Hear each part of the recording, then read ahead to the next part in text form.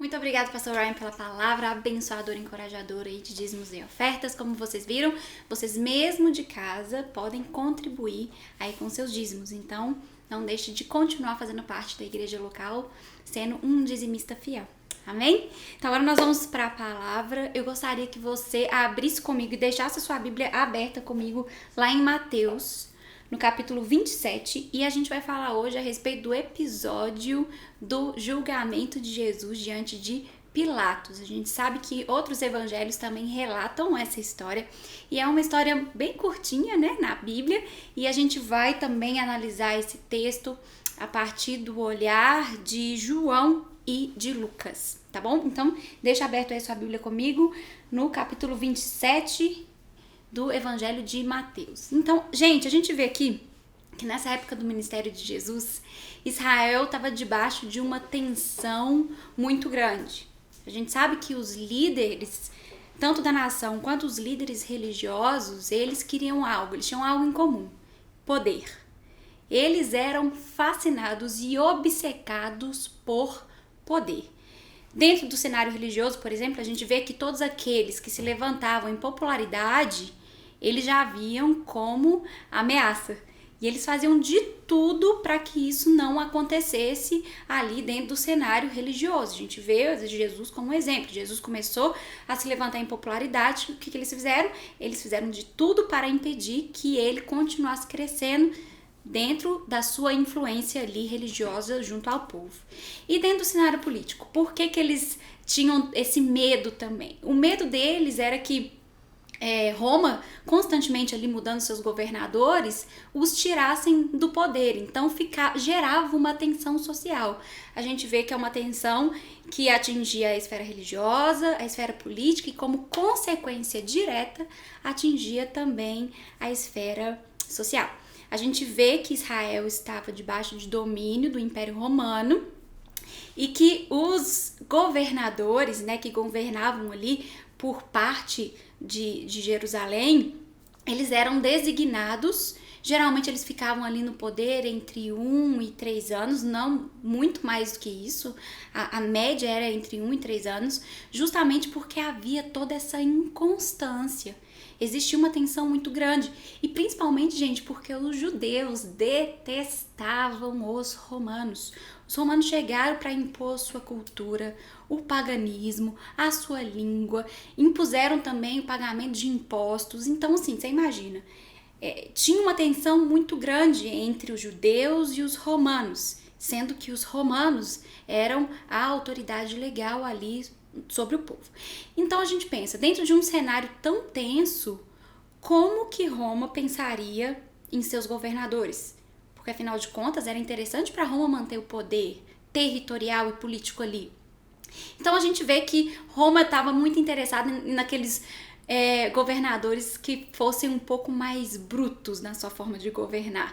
Aqueles governadores que eram mais duros, cruéis, que eram muitas vezes aqueles que ficaram marcados na história como um dos mais cruéis da história, né?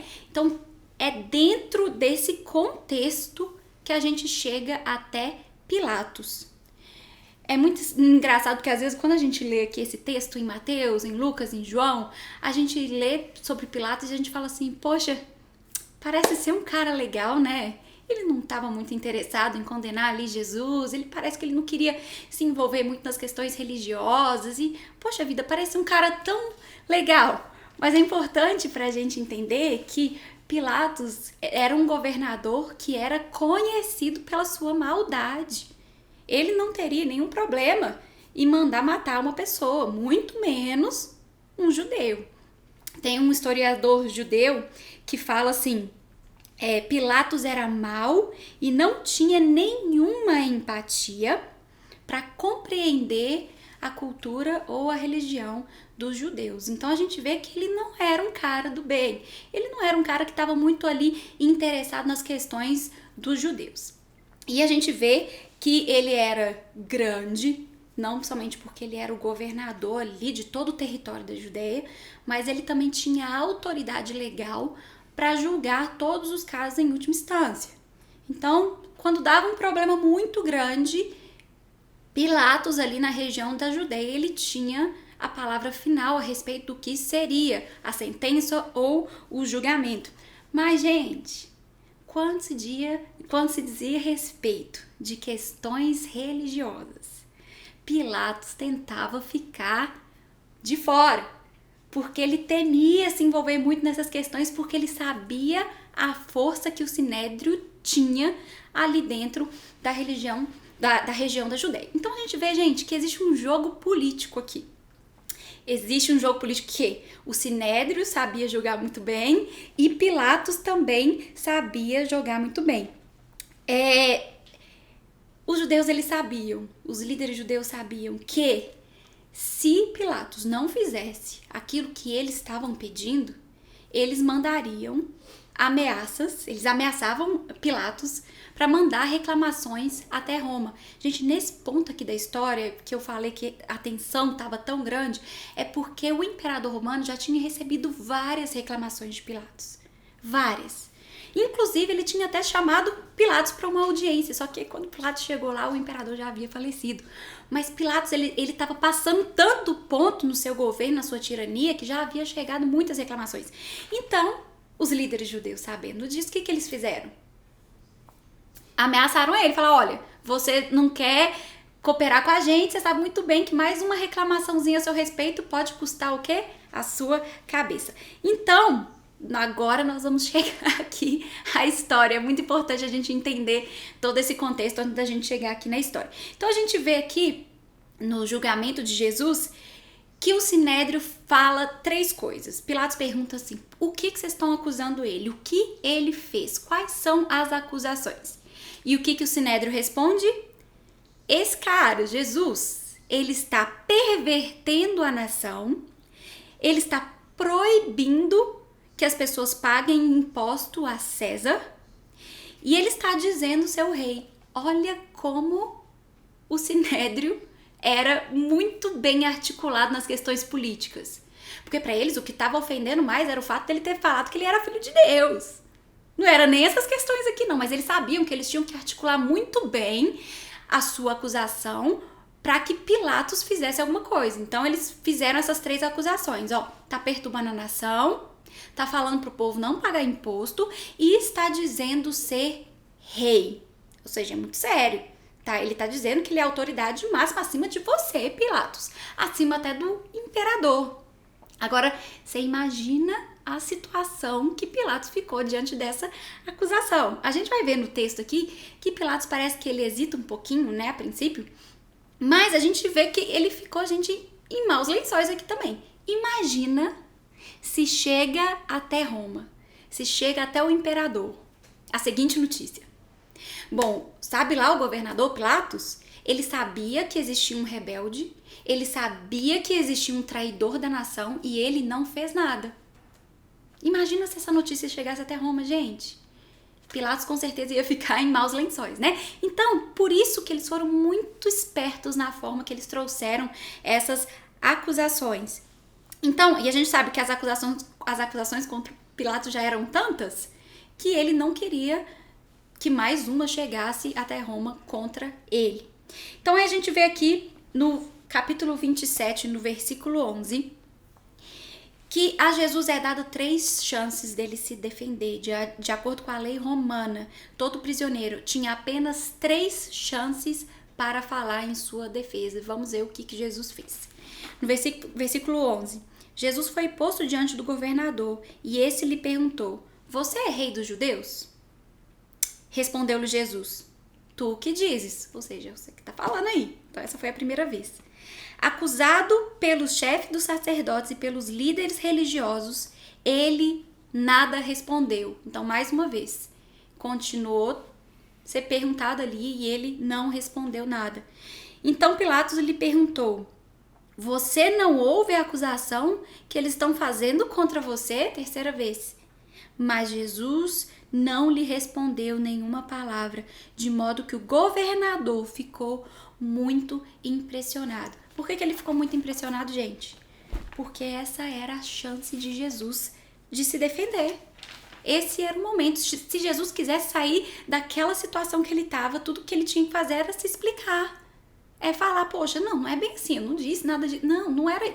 Mas o que a gente vê? A gente vê que Jesus não respondeu. Mas, na verdade, lá em João, no capítulo 18, nessa mesma história, a gente vai ver, capítulo 18, no versículo 36.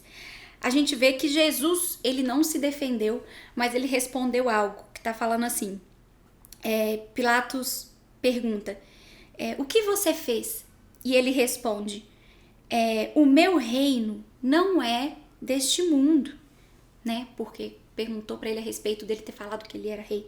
O meu reino não é deste mundo. Se fosse, os meus servos lutariam para impedir que os judeus me prendessem. E ele sabia que ele tinha, na verdade, muitos seguidores que poderia realmente impedi-lo de chegar àquele momento que ele estava ali de julgamento. Mas o mais interessante é que a resposta dele foi: o meu reino não é desse mundo. Gente, a gente precisa entender, assim como Jesus entendia, que nós somos duplamente cidadãos. A gente tem dupla cidadania. Nós somos cidadãos daqui da terra, mas também nós somos cidadãos dos céus. E Jesus, ele tinha tanta consciência disso. Ele tinha tanta consciência a respeito do reino dos céus. Ele tinha tanta consciência de que ele era cidadão dos céus, que diante dessa confusão toda e toda essa pressão que ele estava vivendo e todas as acusações que ele estava vivendo, por que a gente encontra uma figura de um Jesus sereno e tranquilo? Porque ele sabia que ele era cidadão de um outro reino também. Que por mais que nesse reino aqui as coisas pudessem estar corrompidas e pudessem haver interesses políticos, religiosos e confusão social, ele sabia que havia um outro reino. E a Bíblia nos diz que esse reino é inabalável. Gente, a gente está vivendo uma situação terrível, de grande tensão social também. E a gente vê aí essa briga política e religiosa acontecendo ao nosso redor. Parece que no momento da crise tudo entra em colapso, não é assim? Mas a gente tem que se lembrar em momentos como esse, que nós não somos cidadãos apenas dessa terra. Existe um reino que é inabalável. Esse reino não existe crise econômica, nesse reino não existe crise política, nesse reino não existe crise social, nesse reino não existe crise da saúde. Esse reino é inabalável. E nós precisamos, assim como Jesus, colocar o nosso foco nas coisas que são desse reino.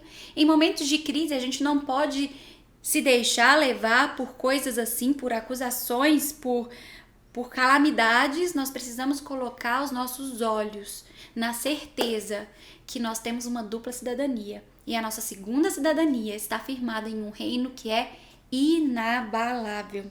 Amém? Então a gente vê aqui que Pilatos viu algo em Jesus e ele não quis condená-lo imediatamente. A gente vê no texto de Lucas que inicialmente ele não quis condená-lo e ele descobriu que Jesus era da Galileia e falou assim: opa, lá na Galileia é jurisdição de outro cara, é outro governador que tá lá. Então, manda ele pra lá pra resolver essa questão, já que ele é galileu, né? Então eu imagino que Pilatos até respirou mais tranquilo nesse momento, tipo assim, ufa, esse negócio não vai estar nas minhas mãos. E ele manda ele para Pilatos. Mas eu queria falar rapidamente a respeito da agenda política do Sinédrio contra Jesus. Era a seguinte, primeiro, ver Jesus sendo julgado pela corte romana e sendo descredibilizado e crucificado. Fazendo isso, eles também iam ter que fazer com que Jesus se parecesse um inimigo político ali do Estado, né? Então essa era a opção número 1 deles, a gente coloca lá todas essas acusações, esses argumentos de que ele é um inimigo do Estado, e aí Pilatos vai ter que crucificar. Se isso não der certo, 2, ver Pilatos sendo removido do poder por ser considerado um traidor, por não crucificar um possível criminoso e traidor da nação contra o Estado, não é? E 3, levar Jesus à corte do Sinédrio e julgá-lo ali por apedrejamento, matá-lo por apedrejamento, porque lá em João a gente já viu que eles tentaram fazer isso já. No momento que Jesus começou a falar que ele era o Filho de Deus, eles tentaram apedrejar Jesus. Não foi a primeira vez aqui que o Sinédrio tenta matar Jesus, gente. Então, de qualquer forma, gente, isso iria acontecer. Mas entenda algo, isso aqui iria acontecer, a morte de Jesus iria acontecer, não é porque Jesus era fraco, não era porque Jesus podia sair daquela situação, não poderia sair daquela situação. Ele mesmo falou, se eu quisesse eu nem estava aqui, eu tenho muitos seguidores que poderiam me tirar dessa situação. Sabe por que Jesus estava ali?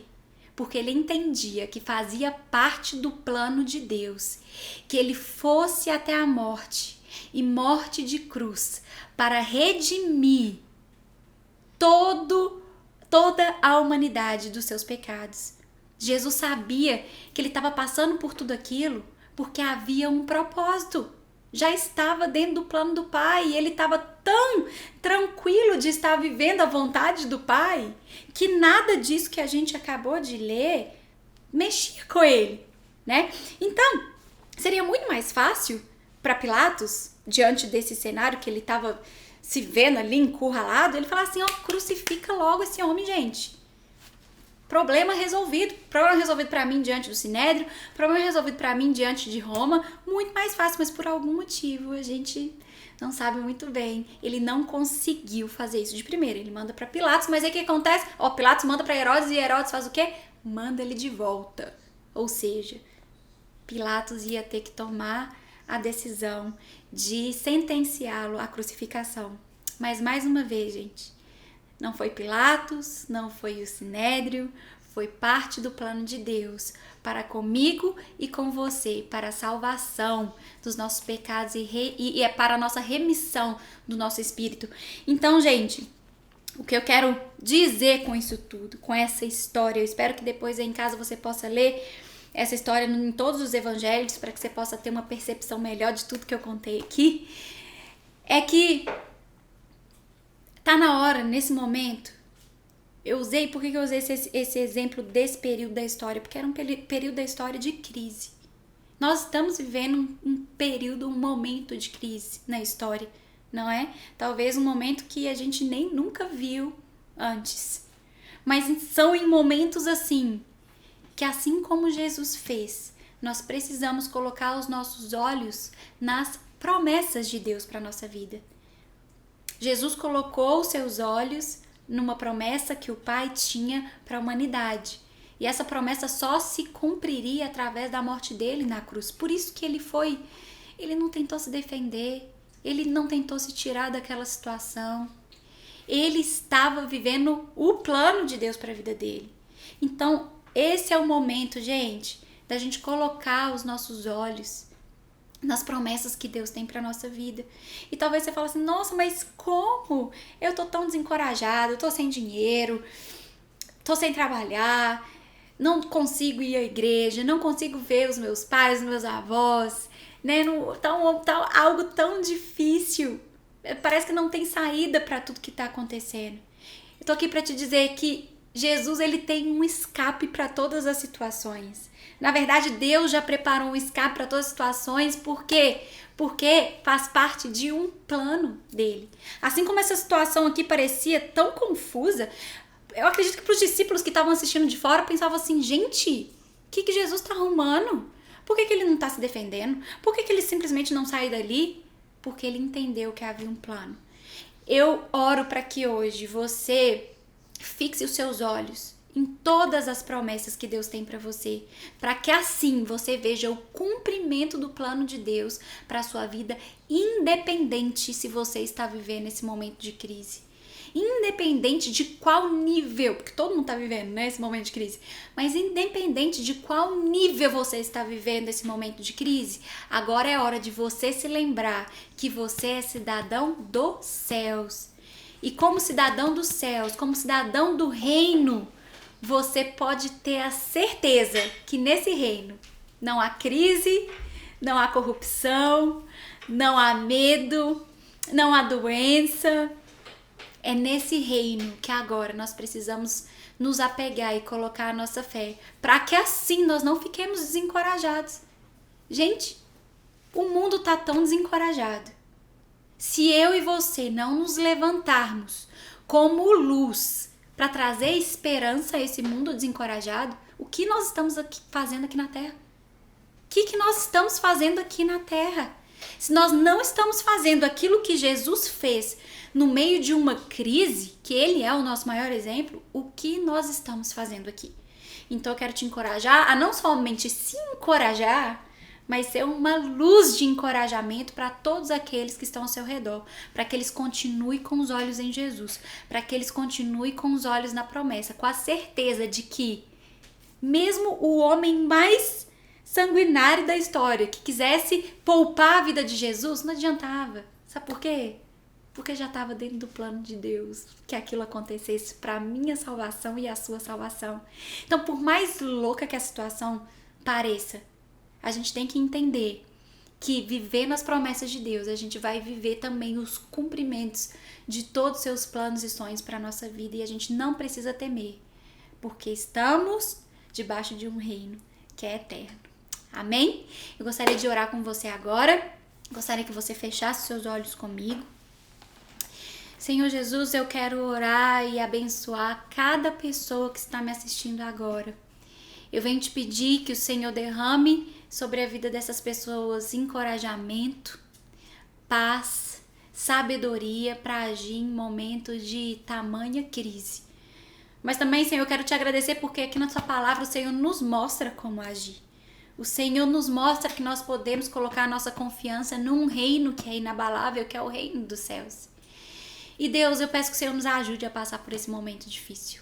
Nós sabemos que nós temos para quem olhar, nós podemos olhar para o Senhor e para as suas promessas e nos animar sabendo que o Senhor tem um plano. Obrigado pelo teu plano maravilhoso, Jesus, e obrigado por tudo que o Senhor há de fazer nessa semana, na próxima semana, nas semanas que estão por vir. Em nome de Jesus. Amém? Agora eu gostaria rapidamente de fazer mais uma oração. Eu vou orar com você e eu gostaria que, se você que está fazendo essa oração pela primeira vez, você desse um sinal pra gente aí. Onde você está assistindo, você mandasse uma mensagem pra gente. Você escrevesse hashtag eu escolhi por Jesus. Amém? Então eu gostaria de fazer mais essa oração com você. Feche seus olhos aí, por favor.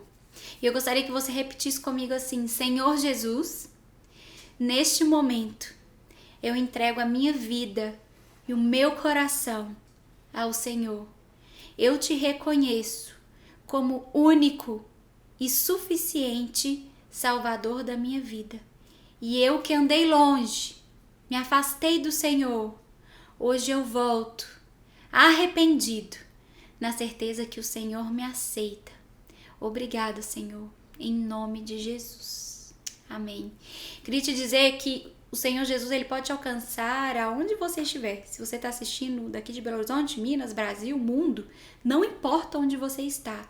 O Senhor, o seu amor, sua graça e misericórdia podem te alcançar aonde você estiver.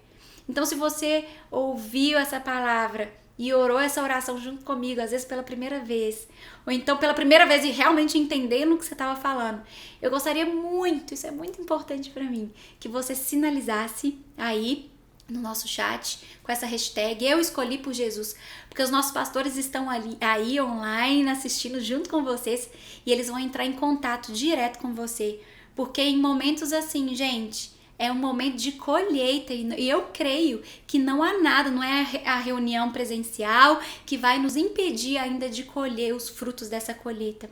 Então, se você quer aceitar Jesus como o único suficiente Salvador da sua vida, por favor, nos mande uma mensagem para que os nossos pastores entrem em contato com você durante a semana. Amém?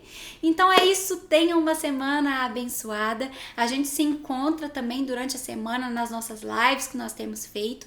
Quarta-feira nós temos o nosso culto inglês também. Então fique ligado porque a gente está em casa, mas a nossa programação continua. Amém? Seja abençoado em nome de Jesus.